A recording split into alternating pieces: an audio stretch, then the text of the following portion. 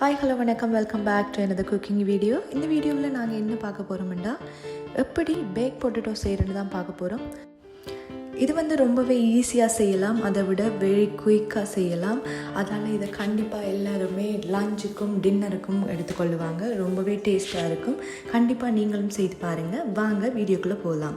First அது செய்கிறதுக்கு எங்களுக்கு உருளைக்கிழங்கு வேணும். இது பேக் பொட்டேட்டோஸ்ன்னு கேட்டாலே கடையில் தருவாங்க, இருக்கும், நாங்கள் வாங்கலாம். அதை வாங்கி வடிவாக கழுவணும். அதில் சைட்டில் ஊத்தியில் எல்லாம் இருக்கும். வடிவாக நாங்கள் கழுவி போட்டு அதை ஈரம் இல்லாமல் டிஷ்யூவாலேயோ அல்லது ஏதாவது ஒரு துணியாலேயோ வடிவாக துரைச்செடுக்கணும். எடுத்து போட்டு நாங்கள் இதுக்கு இப்போ பட்டர் போட போகிறோம். நீங்கள் பட்டரும் யூஸ் பண்ணிக்கொள்ளலாம், இல்லாட்டிக்கு ஒலிவ் ஆயில் ஏதாவது யூஸ் பண்ணிக்கொள்ளலாம். நான் பட்டர் யூஸ் பண்ண போகிறேன். அதுக்கு முதல் இந்த உருளைக்கிழங்குக்கு இந்த ஃபோக்கால் என்ன செய்யணும்னா குத்தி குத்தி விடணும். இப்போ பார்த்தீங்கன்னா எல்லா பொட்டேட்டோவும் இப்படி குத்தி வச்சுட்டேன். இப்போ நாங்கள் இதுக்கு பட்டர் யூஸ் பண்ணுறேன். அதால் பட்டரை இந்த உருளைக்கிழங்கு இந்த மேல் தோல் ஃபுல்லாகவே வடிவாக இருக்க அப்ளை பண்ணி விடணும் ஃபுல்லாகவே. அப்போ தான் அது நல்லா சாஃப்டாக வெந்து வரும். நாங்கள் இதை அவனுக்குள்ளே வைக்க போகிறோம். அதுக்கு முதல் இந்த அலுமினியம் பேப்பரை எடுத்து அதுக்குள்ளே இந்த உருளைக்கிழங்கை வச்சு வடிவாக சுற்றி போட்டு தான் அவனுக்குள்ளே வைக்க போகிறோம். அதால் ஒவ்வொரு உருளைக்கிழங்கை எடுத்து அந்த அலுமினியம் பேப்பரால் வடிவாக சுற்ற போகிறோம்.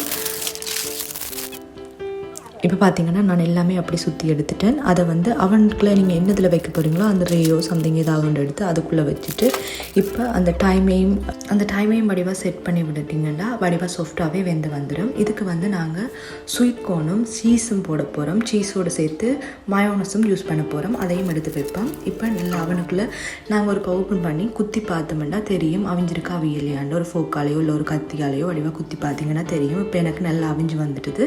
இப்போ நான் ஸ்வீட் கோனையும் ஓப்பன் பண்ணிவிட்டேன். அதுக்குள்ளே போட போகிறேன். இப்போ ஒவ்வொரு உருளைக்கிழங்கா நாங்கள் கட் பண்ணி அதுக்குள்ளே நாங்கள் இந்த சீஸையும் ஸ்வீட் கோனையும் போட போகிறோம்.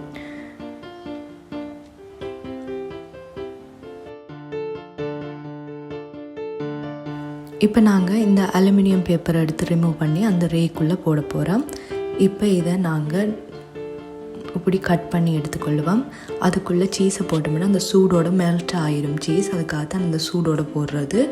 இதோடு சேர்த்து நாங்கள் இப்போ ஸ்வீட் கோன் எடுத்து வச்சுக்கிறோம். அந்த ஸ்வீட் கோனையும் அதுக்குள்ளே போட போகிறேன். போட்டுட்டு மயோனஸ் யூஸ் பண்ணலாம். உங்களுக்கு என்னென்ன சோஸ் விருப்பமோ நீங்கள் அதை ஆட் பண்ணிக்கொள்ளலாம். எனக்கு மயோனஸ் கூட விருப்பம். அதுவும் போட்டு லைட்டாக டொமேட்டோ கெச்சப்பும் போட போகிறேன்.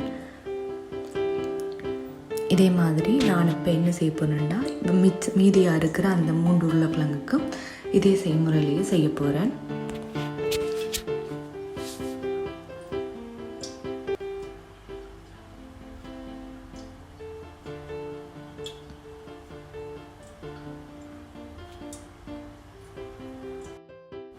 இப்போ பார்த்தீங்கன்னா நான் இதே மாதிரி 4 பொட்டேட்டோவும் செய்து முடிச்சிட்டேன். இப்போ சாப்பிட ரெடி ஆகிட்டு